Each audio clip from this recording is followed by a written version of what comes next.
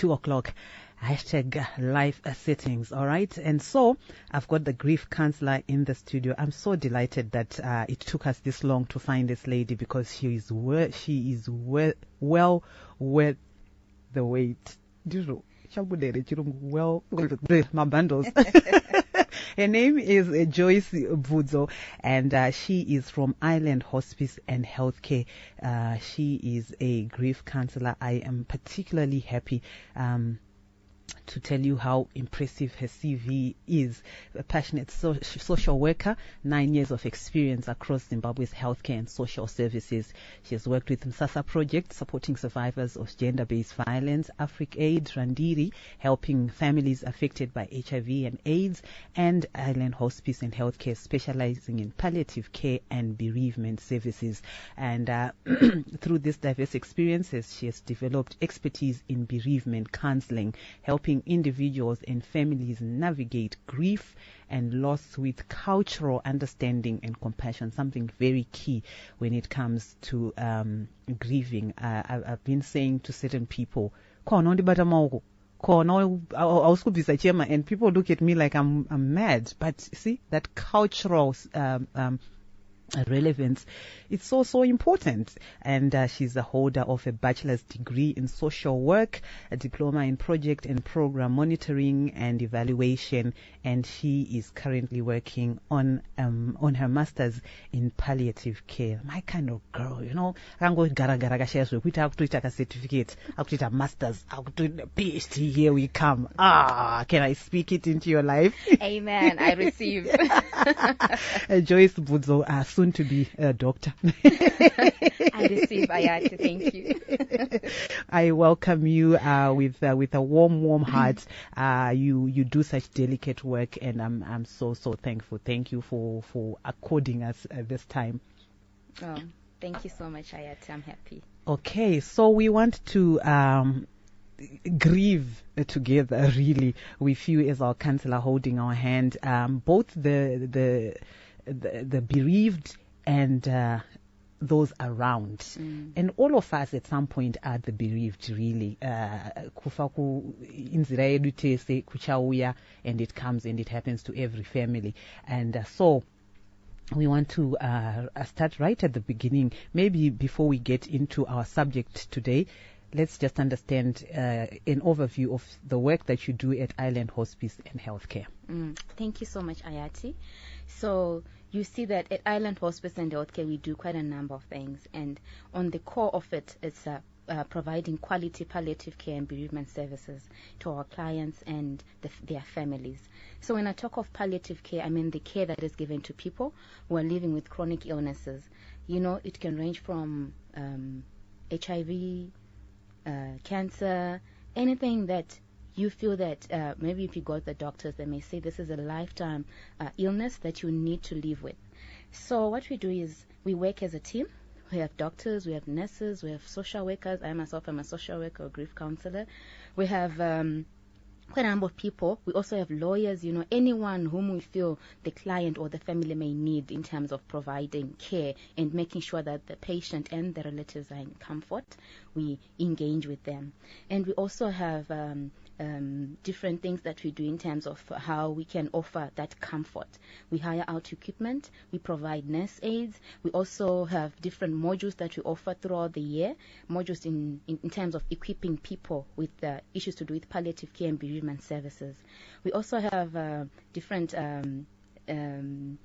things that we do in terms of getting money or maybe making fundraising, like the Cancer Power Walk, the Heads On campaign. We have quite a lot of things. The Techie Week, you know, it's quite a lot when it comes to how we work as Island Hospice and Healthcare. Fantastic. We love the work at Island Hospice and Healthcare. Like I said, it's such an integral part of our daily lives. Yeah, I mean, I'm in awe of you people. Like, Thank you. Yeah. And for you personally, was it a calling first, and then you got the training, the professional training? How did you end up in this type of work? So honestly, I don't want to lie to you. When I got to Ireland, I remember the very first 3 months of it was pretty difficult for me. I never thought I would last, because I thought, I don't think I can work with people either who are, you know, grieving in terms of the loss of a loved one, or either, you know, chronic illnesses and anything. But with the consistent of training and the supervisors that I had and that I still have, in terms of them also, you know, doing different trainings and checking up on me, how I'm doing and everything, it made me to develop it into a passion. And before I knew it, I was now engaged, and I'm actually working towards my master's in palliative care, which is something that I have suddenly developed a passion of. And I think, yeah, I'm loving it, because I am there providing passionate care when those people need it. You know, it's so difficult when you are vulnerable and down there with difficult situations, and you have someone who is there just waiting to help, to listen, to assist you in different ways. So I think, yeah, that's where I belong. Thank you for saying that. You know, just listening to you talk and watching your body language, I see the compassion. And then, you know, I'm just thinking of my own journey. Like I said, this was obviously inspired by my mother transitioning to another realm. And she was in hospital for 2 weeks before she transitioned. And I met all sorts of characters in the healthcare system. You know, they were she had to, you know, be attended by a lot of specialists from different offices. So unaona kusiyana kwevanhu, you know what I mean? And you understand the meaning of compassion. It's such a time you just want people who treat you with compassion. I mean, yeah, that's so true. I'm sorry for the loss. And yeah, people are individuals. You see all those. Yeah. Interesting. Joyce Bvudzo is our grief counselor. She's going to help us walk through grief. I know a lot of people. It's been quite a challenging year, and particularly the the month of August as well. You know, you just hear news of people passing on. You know, it's just nematambuziko. You know, it's just. Yeah, it can be a lot, and sometimes you're triggered, you know, just as you're beginning to get back to daily routine, you're triggered because, you know, there's just loss around. That's why I said, you know what, we need to do this here at Zim Papers Radio, particularly since June when I lost my mother. One other colleague has also lost her mother, and another colleague has lost his father. It's just it's a lot. So I realize that it's a part of life, but sometimes we are not equipped to know how to deal with it, to know what to say, you know, and then sometimes we say too much, sometimes we say too little, and then I, as the bereaved, I had my expectations. You know, and then there were people who were acting odd, and I looked at them like, Iwi, do you know what I'm going through? Yeah, I remember actually at a takeaway, a girl just, again, you know, just treated me funny, and, you know, she wasn't serving me properly, she wasn't attentive, and I'm very fussy about service because, so I didn't want to cause a scene, but I was too calm, and I said, am I still okay? I was so calm. I said, if I told you that I just lost my mother, what would you think with the way you've treated me? Yeah, I felt bad. Now she was all over the place. But I digress. Let's get into our kickoff session. As I said, we'll be doing this throughout the month of September, but I like this early start as we close the month of August. But a month that has come with so many people around us losing their loved ones. So today we want to look at understanding bereavement. What does it mean to be bereaved and that initial experience of loss? Okay. So, you know, with bereavement, it comes with a lot. And I would want to start by just defining the terms that we continuously use, you know, in our different segments that we have. So when you talk of bereavement, it's the physical loss of a person or an object that you're connected to. When I talk of bereavement, most people will just think of bereavement, losing a person. But you know, there are quite a number of things, like job loss chayo. A person can be bereaved on that because it's a lost connection, then all of a sudden that's also bereavement. Pangepacho, you say that a number of things, body image chayo, munhu azonzi abviswa part of his body because of a disease ainayo. That's also bereavement. So it's that loss or that physical loss that one goes through after losing an object or someone whom they are connected with. And I'll talk of mourning, because I know those are some of the things that you see. Kuti people culturally respond to loss in different aspects. That's mourning. You see, kuti people will need to go and may probably attend my funerals. They'll need to do my cultural things, religious or personal rituals or behaviors, like attending my funerals while you're wearing black. Sometimes you hear people saying, you know what, I'm creating memories. Probably they want different things, posting even on statuses depending on what they feel like. You'd hear people talking about the dead or munafa wacho. That's a part of mourning as well. So when you also talk of grief now, that is the mental or the physical, and emotional reactions towards a sense of loss. You know, when someone is bereaved, when they grieve, kana kuti paanorakidza kuti ari kuchema kana kuti ari kubatikana nezvaitika, ane a state of mental or physical emotional reaction yaanoita. Some of the things could be how they feel inside them, sadness, anger chaiyo, you know, sometimes confusion, what is really happening, is this really true, yearning, regrets, maybe I could have done this or that, you know, to save a life or to do something in terms of the care or anything. Sometimes you even see people being relieved because the one that they loved has died. In a way, to some people it's not normal, but it's okay to feel that, you know,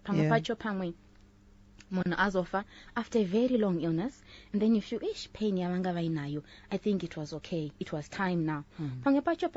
Relationships you see, maybe a couple aito ita GBV or angari, whatever, and then relief iyo inogona kuya, in a sense at least now I don't have anyone anonditira rakati ishishi. But one or the other, there could be also complications or complicated grief, if I can term it, because you miss them, but on the other hand, you feel, I think it's good riddance, or vayenda, or afa akiasi, janditira shakanaka neimenzira. But if you tell people, they will not be really understanding, but it is what we meet in different sessions, which is okay. Jakanaka jagato. So I just want to jump in there and just a side note. So my mother was a soko.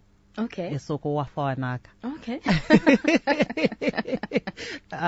So it's just interesting when you talk about people who have difficult relationships while they're still living, and then monogana afa, tunotafawanaka, you know, and you know, tunochenura vafino, and as we eulogize people, you know, we speak of only the goods.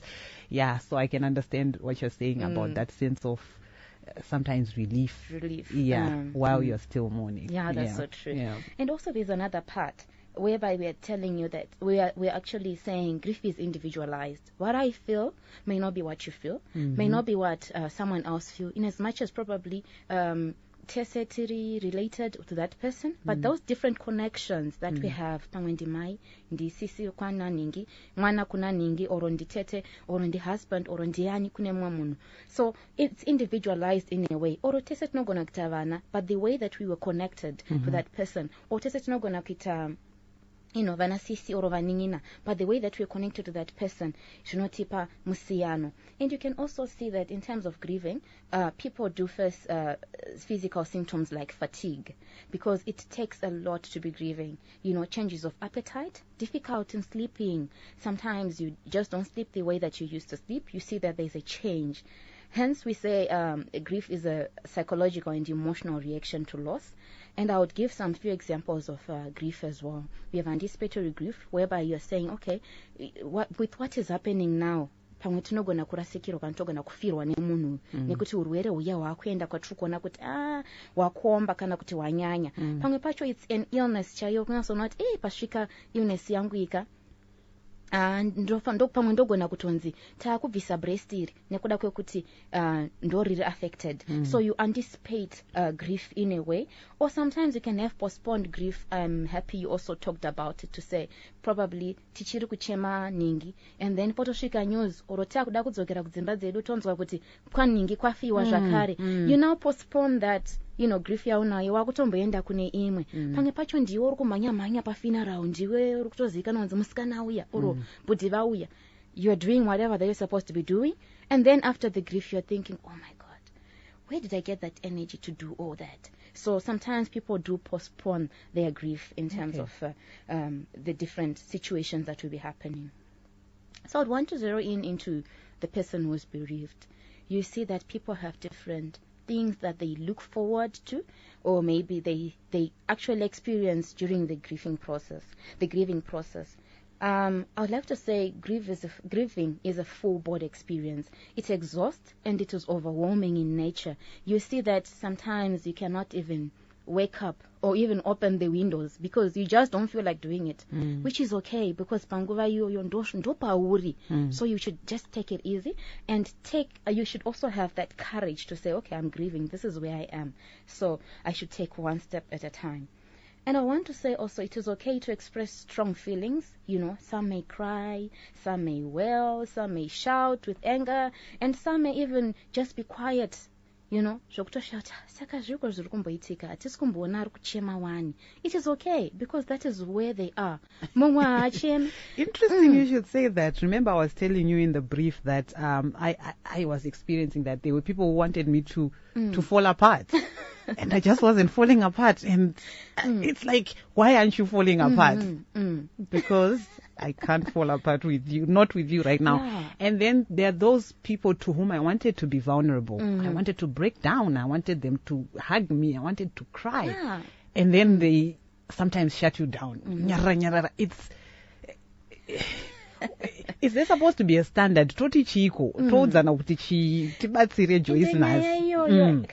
Ufana kuchema ere kuchema kubvaruka huro nekuchema wakazhambarara. You know, there are some people that even find it offensive that I talk about it on radio. And then I met another constituency that said, you know what, use this to help other people on your radio show. So what is the golden standard when it comes to bereavement? So the golden standard is you should do what you feel like doing for the bereaved. Why am I saying so? As long as it is not going to be harming someone. Kana zviri kuzonduraya inini ndiri padhuze newe, that's okay. Kana zvisiri kuzomukwadza, you know, in a way, that's okay. Why am I saying so? Because if you take, for an instance, I'd want to say probably it's a couple, and then murume ofa, mudzimai ndiye osara, and then the family has their expectations, and abamni vane expectations avo ekuti mukadzi arikufanira kudai, vana vane expectations avo, and vanatete oro kumuri kwenyu kwakabva kune expectations. At the end of the day, you are living for them and you cannot be pleasing each and every one of them. So you should do what you feel is right for you, iwewe as the bereaved. And when it comes to how the community or how the people who treat you, I think that one needs to be a session on its own, because you really you see that people do not really have that much confidence in seeing someone crying and the best words to be using. But we need to be grieving together, because takasatodaro tinoluza ubuntu hwacho ihoyo huri muvanhu. So you see kuti condolences, I think iyoyo tikazenge chitaura in our next segments inoyasotirakidza kuti saka condolences inombobva papi ichisvika papi, you know, because kubva mukutotaura kwacho kusvika mune zvinoitwa zvacho pane zvazvinoita kumunhu afirwa. Pane yekubata maoko pafoni, yekunzi nematambudziko magroups. Zviri kwere. We're running out of time, Joyce. 2 minutes for you, 2 minutes to go. In fact, a minute, just under a minute and a half. Tungo conclude and maybe what we can look forward to in the month of September as we go through grief counseling with you. All right. So I just want to be saying that probably in one of the things that we can see Panema Nonengwari bereaved, you see that the relationship with time will change, because patovane before mwana wangu afa zvaifamba so after it's a time marker. It's like a life-altering experience. It's, absolutely. You have that time, the time changes within you. But I'd also want to say, grief has no timeline. You can be mourning from, I don't know, to whatever time that you feel like mourning. Because takasadaro, during the time I took for Nakwita mourning yacho takasajita, and we keep it inside us, it will have a ripple effect in our lives, each and every day, because we are not processing it. It's like a pain sit, you have to sit on that chair and experience it in a way. And it's so difficult for many people. Major decisions, I think those are some of the things tinogona kuita vanhu vari bereaved. Kutoti munhu arasikirwa nemudikani wako, but ndada kutochinja imba, ndada kuto, I want to have a new baby because I've just lost this baby, I want to have a new one, or probably I want now to get married because munhu andandinaye, or zvazodai. I think I need to be getting married so that I can feel that sense of belonging also. The bereaved may have those things, but it's also good that they don't make major decisions panguva iyoyo, because you're acting out of emotions, probably you're still numb, so it's also good to have ample time to make, repercussions toward that decision so that you don't fall. Self-care yakanaka zvakare. I think we have quite a lot of things that can help, but it is good to self-care. Vouchers ngawe. It doesn't help that I'm grieving and it's my birthday. Like, sangana, so self-care ngawe. Iyati and Joyce, thank you for talking about grief. Ndabatsirikana Maiti, she's in Chinoi. Thanks for having that lady in the studio, Iyati. We really need to talk about these issues. Like I said, her name is Joyce Bvudzo. She's a grief counselor from Island Hospice and Healthcare. She'll be with us throughout the month of September as we continue to help each other, hold each other's hands, support each other, and just grieve. Grieve really healthy. Grieve zvakaongororwa nayo ana mazvikokota zvacho zvekuti allow us to grieve, grieve like you went to private school, or, like you live on this side or somewhere, or that side or somewhere, like just let people be. But thank you so much, Joyce Bvudzo. I think this is going to be absolutely critical in our work as we grow, as we go through life, because grief will find us all at some point. Yeah, that's so true. Fantastic. So until next week, it's a wrap for today. We've run out of time. I realize that we can sit and talk about this all day long, but thank you so much. Great start. I'm really looking forward to the rest of the segments in the coming month. Thank you so much, Iyati.